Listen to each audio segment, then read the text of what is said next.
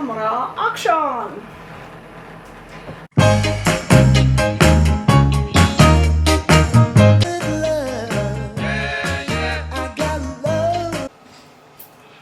Good day, welcome to Carmen Cooks, where we talk about nutrition and biochemistry, and right now we're focusing on nutrition for pregnancy and lactation, and today we're going to talk about calcium and make this amazing pasta, which is not like your typical pastas. It's very thick and rich and satisfying and the sort of thing you eat and you feel like, what a warm night by the fire with a glass of wine.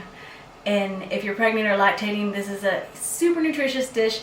In only 500 calories, you get 50% or more of the majority of your nutrients, including almost half your daily value for calcium, which is super incredible. And the other ingredients are super nutrient rich too. You get vitamin A, thiamine, riboflavin, good amounts of iron and zinc. Not 50%, but for a plant-based recipe, getting 2 milligrams of iron and zinc is excellent, especially with a combination of foods that are not typically high in iron. So we're going to start out with 2 cups of garbanzo flour.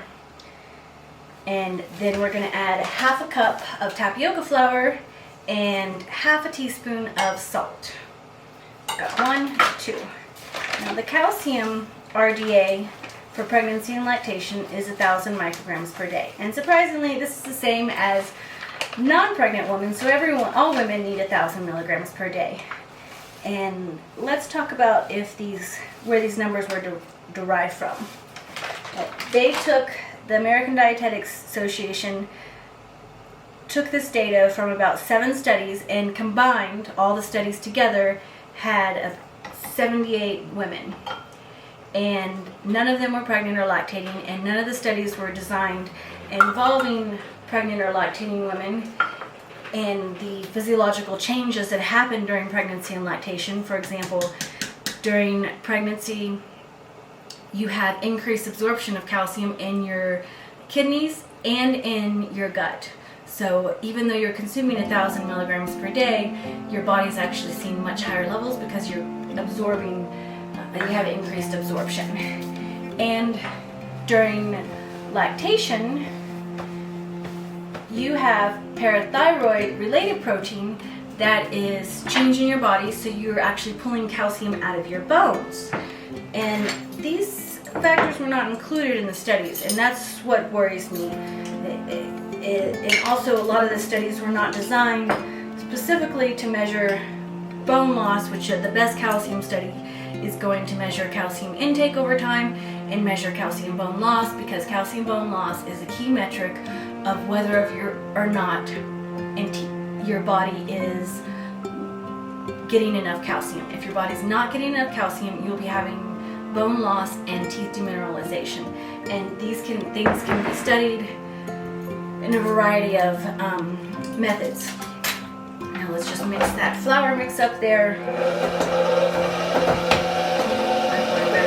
Top on this. You can think of calcium as a key regulator molecule in the body. It is responsible for intracellular signaling, it is responsible for moving things around, it's responsible for nerve conduction, for muscle contraction and relaxation, for maintaining autonomic tone within the blood vessels, for maintaining oncotic pressure in the body, for maintaining osmotic pressure within the intracellular and extracellular portions. Calcium is a nutrient that is in higher concentrations in all the areas besides inside the cells. So the cells have lower amounts of concentration, whereas your bloodstream or extracellular fluid, the space outside the bloodstream but outside of the cells, kind of like floating around and holding the little cells, those areas have higher concentrations of calcium.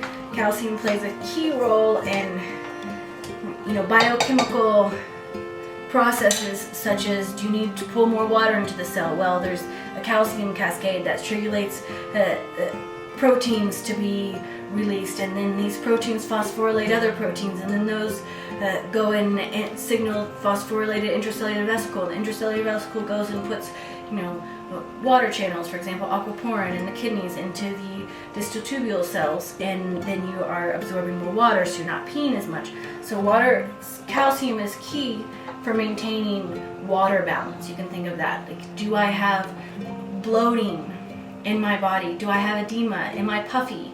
You're probably not getting enough calcium. And now it's not just calcium, it's also sodium, magnesium, and potassium that are regulating these issues as well. And then to some extent protein, because protein is key on regulating onconic pressure. I add 2 eggs, and then I'm going to mix it up some and let it get crumbly, and then I'll add 2 more eggs. There actually haven't been any recent studies on calcium loss and bone loss and calcium, the maintenance of calcium in the body, and more recent than 1997. The 2011 recommendations use the same set of data that was used previously from the 1970s to the 1990s. This data set, like I said, it has very few women in it, and it primarily looked at the levels of calcium to maintain bone loss, but there's not a lot behind it. Once that's mixed up, you can add 2 tablespoons or an ounce of oil of your choice. I'm using sesame oil because I'm out of olive oil. You could also use grapeseed oil and a pinch. I suggest against using any other oils that are refined oils. If you needed to, I'd rather use butter than oil, but I've never made it with butter, so I can't guarantee the results. Olive oil is best. My dough looks a little wetter than I desire. I kind of like it really dark and sticky, so I'm going to add some more tapioca flour.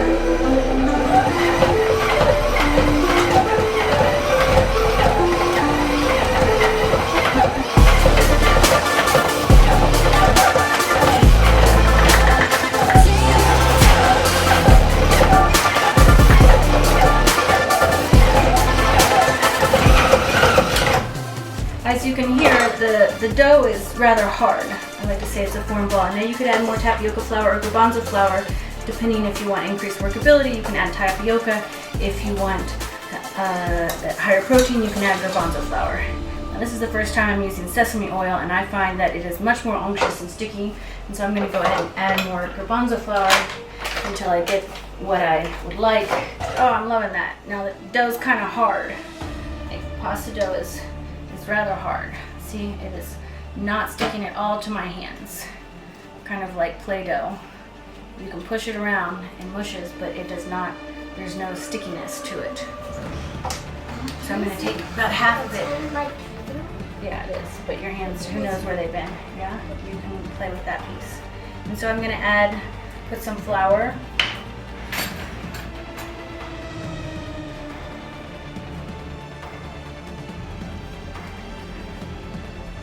Down and spread it out.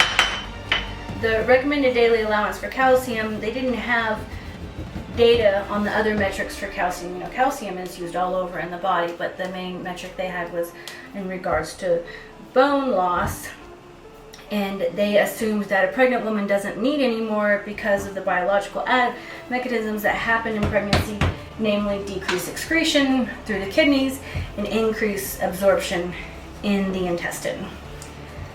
I don't know if that's good or not, but what is concerning is that the small size of the data set of 78 women included in these measurements. And the previous recommendations that use this data set had higher recommendations for calcium intake, but the next time they did the recommendations, the 2020 to 2025 recommendations, these are actually based on studies from 2011 and publications in 2010 and 2011 on vitamin D and calcium, and these studies said, well, the average intake of the population from the data set shows that people are not consuming the previous RDAs of calcium, they're consuming much lower levels, so let's lower it.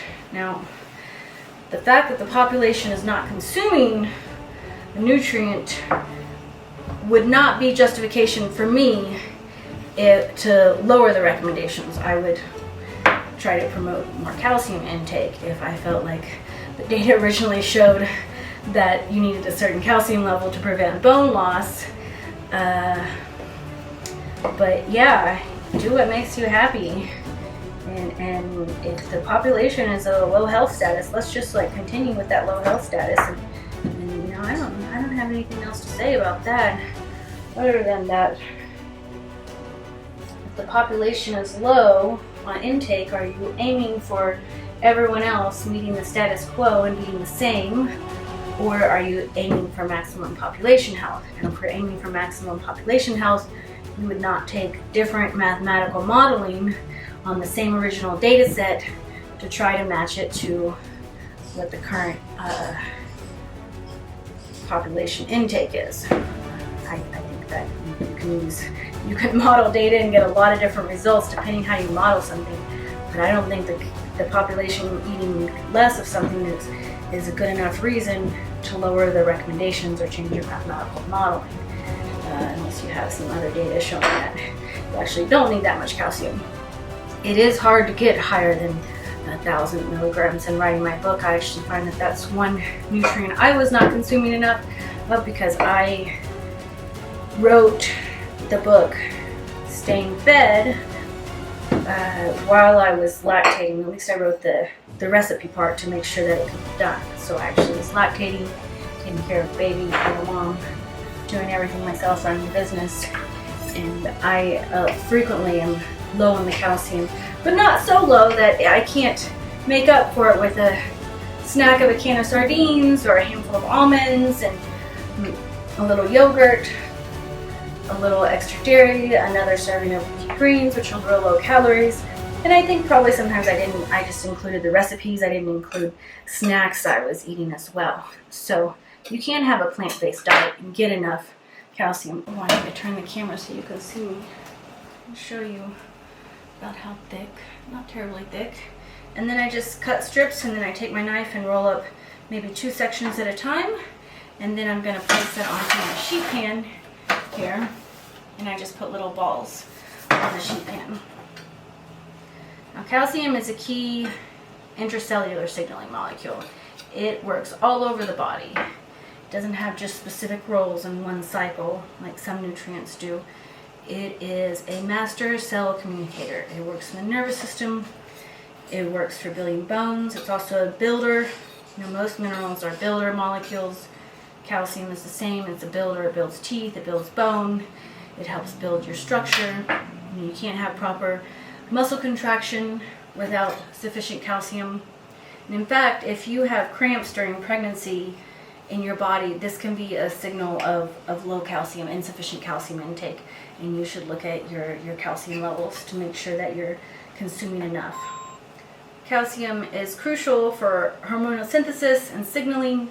You need enough calcium for the production of hormones and for intracellular signaling.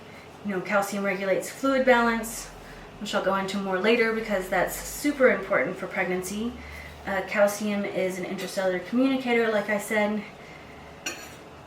Calcium helps regulate acid and base levels in the body. You know, if the body's too acidic, your body actually will secrete hormones. A parathyroid hormone to help pull, well, it's not calcium, but hydroxyapatite from the bones. And, you know, it's very complex, all the physiological mechanisms, but what you want to understand is that calcium is not just for your bones and teeth, even though it's very important for that. And you don't want your baby to have rickets. And other things can happen. You can have emotional problems, hyperexcitability, hyperactivity if you don't have enough calcium in your body. Calcium is one of the key molecules your body communicates. The cells all have intracellular signaling programs, and it all does this by calcium release. So calcium is how your body communicates one cell to the other cell. Calcium is very important in fluid volume, maintaining pressure of your blood during pregnancy. If you don't have enough calcium in the extracellular portions of the body, you can lose water into the cells and have swelling of your cells in your body, and you don't want that during pregnancy. You see a lot of women really bloated and swollen, and of course you are swollen some because you have fluid volume retention, and that you want to occur. That's very important. And so we're gonna roll up these pastas, and then you wanna let this pasta dry. And I just put these in little balls in my hand. And I put them on piles, and I let this dry for 24 hours. And it's really important because if you don't, it's gonna dissolve when you put it in the water. And that's how pasta is made, it's dried out. And then you can, after 24 hours, you can put it in a Tupperware and store it in your fridge for a week. It's the longest I've ever been able to go without eating it again, because this is a dish you crave. And this is also very high in protein because we have the garbanzo flour. Now I have my dried amount, and I'm gonna go pop that into the water. So let's do that. That's what a buff arm looks like, veiny. Okay. There's a number of factors that influence calcium utilization, calcium absorption, calcium excretion, namely vitamin D, magnesium, protein, and other factors that are in foods forms really such as oxalates. Now calcium and vitamin D are intricately involved. Your vitamin D intake is determined by the sun. I mean, there's almost no vitamin D in foods, and if you're not in the sun for 20 or 30 minutes or several hours a week, and you're not taking a vitamin D supplement, and you're not eating fish every day, you're vitamin D deficient. And this severely affects calcium utilization in the body. And the bones and the calcium concentrations are directed by vitamin D. And you have bones, your bones are not going to be able to accrete sufficient calcium if you do not have sufficient vitamin D. Calcium is also heavily regulated and influenced by the calcium-magnesium ratio. Now most people are getting a ratio of 3 calcium to 1 magnesium, and it's funny because then all this focus is on calcium, drink milk, have calcium. But if you don't have enough magnesium, the ratio should be 2 to 1 of calcium to magnesium. And if you don't have that, now you can have a higher ratio of magnesium, but that's the minimum. You know, it's 2 to 1. And if you don't have enough magnesium, the body's not only not going to be able to absorb enough calcium, but it also will not be able to utilize the calcium as much. Now this is a very stiff, heavy dough, and I'm really putting pressure down. Of course you can use a rolling pin, but who has time for that when you got to get your nails done every 4 days? Okay. Mama, look. Time is money, so you know you can use those two words Mama, in look. exchange. Whoa, that is a butterfly, boo. You know, I'll tell you what, you can just play with that dough all you want. You make whatever else you want to make, too. Okay, poop sticker. You can touch it, feel it here. Oh, I know, it's hard, isn't it? I mean, it's not like pie dough that just comes apart. This stuff, you can really do some damage to it. It's egg pasta dough. You know, but you can help your functioning and recovery not only of your bone after weaning, which happens about 2% per month, but also of your brain by getting enough fats and getting enough nutrients in your body to rebuild your body from the loss. And speaking of protein, having enough protein also assists with calcium absorption. So if you consume protein at the same time as your calcium, this protein stimulates bile release of acid into the stomach, and the acidic environment facilitates uptake of calcium. Now, that has a caveat. That rule has a caveat because it's not just the more protein you eat, the more calcium you're going to absorb, because if you have too high protein levels, this actually causes you to have calcium loss. And the reason this occurs is because too high protein causes you to have an acidic body, because your body simply has to get rid of the nitrogens on your protein. You don't just infinitely build muscle. Your body has the upper limit of protein it can intake. And then when you have too much nitrogen, then your body has to buffer it. It's all very complicated. Acidosis and alkalosis. I found it to be one of the hardest subjects in school. So I think a lot of that was due to medical school giving black and white slides and copies of the PowerPoints in black and white without any sort of color or big illustrations or explanations and just everything was written. This time we never were given any other options the way they do today. I mean, you can look on YouTube now and watch cell movement and watch vesicular transport, and you can learn how calcium functions. I learned that with little pictures of circles, flat circles, not 3D circles, 2D circles, and some dots. I had to just imagine it. Good job, baby. You're gonna roll that out. Here, put some flour under there.